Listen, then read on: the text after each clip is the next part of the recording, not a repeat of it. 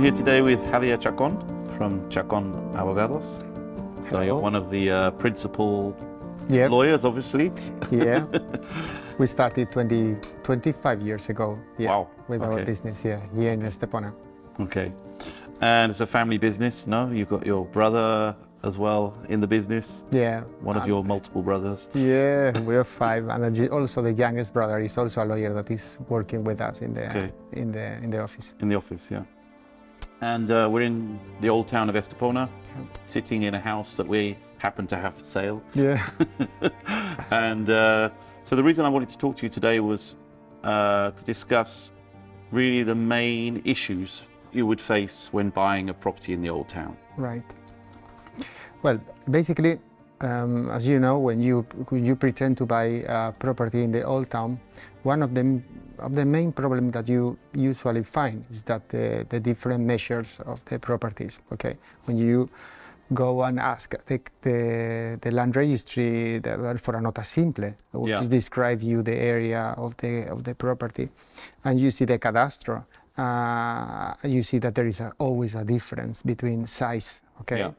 So we always, what you used to do is just ask for a topographer, okay, who give us a real measure of the property, and we usually find out that never of the measures fit. Okay, none of them are the same. So the land registry is wrong, the cadastro is wrong. Usually the cadastro is more accurate than the land registry, but Really? Wow. but sometimes the cadastro, because they are taking photos from abroad, what you can see is that that's sometimes confused, and some of the property, part of the property of your neighbor is part of the property that they include in the description. Very common in the Old Town. Exactly. Yeah. So what we first do is just trying to check that and see what the real measure is. And of course, there is possibility to rectify depending on the difference of the size, okay? Yeah. Which is inscribed. If it's less than a certain percentage, we can do through a simple process, just rectifying when we go to the notary the measures and say this is the measure. But when it was higher, the difference, then we have to start a process in order to, we call it acta de rectificación de cabida, in order to make it a coincidence, okay? So when we start that process, the neighbors are notified, okay? And also the town council, if there is a road or a square, like in this case, in this house. Yeah. And then if they do not oppose to this description, to this new measure, to this, the real measure of the property, then it goes on, and then you can inscribe the size of your property. The real exactly. size. Yeah. Another thing is that declaración de obra nueva, which means that if you've got more space, you've got more room, you have more construction, then you can also do it through that process, through another process. But you need to count with an architect who will make you the description of the property, and then of course you have to pay the taxes, not with the size, but yes, when there is a higher construction. Okay. Okay.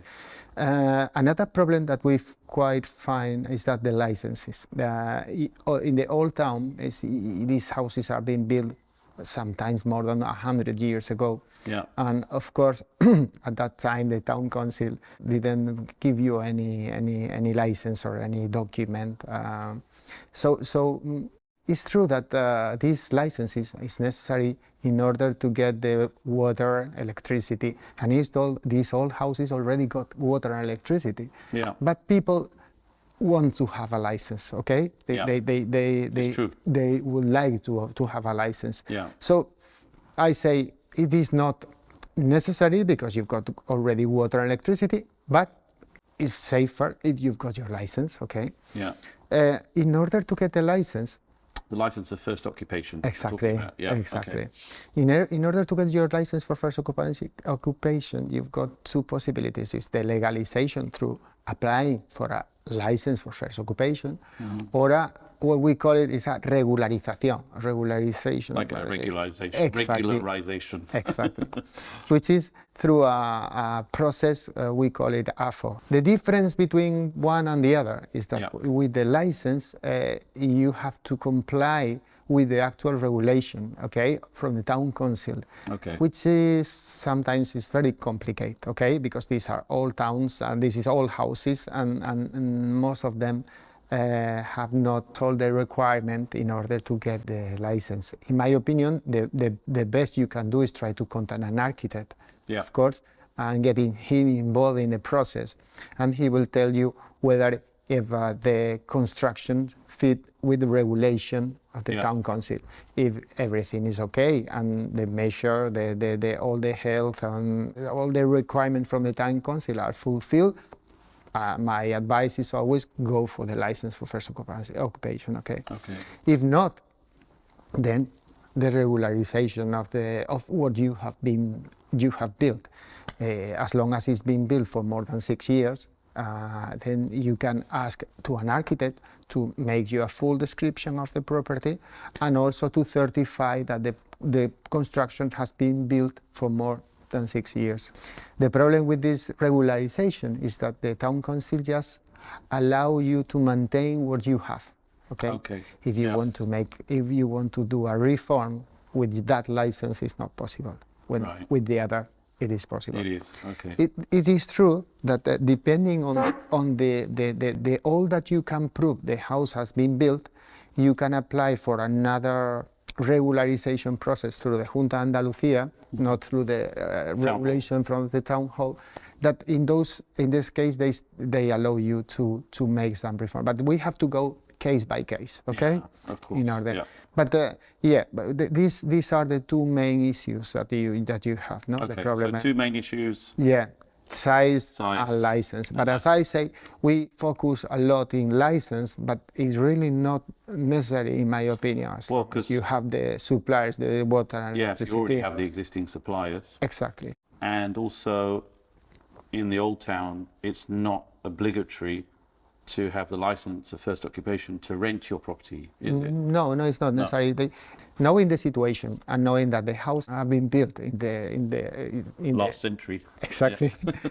What they do is that they give you a license, special license, that allows you to short-term rent your property. Okay. What I used to do, I used to contact, because we need not just an application, a form that we send together with the license for first occupancy, and we get the license for short-term renting. We need to provide more documents, specific technical documents. So I used to contact a technical architect or an architect, and we prepare all these documents. It takes a little bit longer. It takes a few months, 2, 3, depending on the town council. Here in Estepona, they are quite good. They are not taking that long. But for instance, in Benahavis, they take a little bit longer. Okay. But it's not necessary to come with this license for first occupancy to get this short-term renting. License. Yeah. Okay. It's important to say also. Many people forget about it.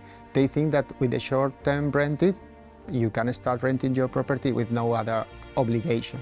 But it's important also that we are the owners are obliged to communicate to the police every time the property is rented. Who are the people that are staying in your property? And they can receive a fine. Exactly. If you don't do it. And it's very important that people realize that this is something that is compulsory, not just to get the license, but also to keep informed the police of the people who are occupying your property. Yeah.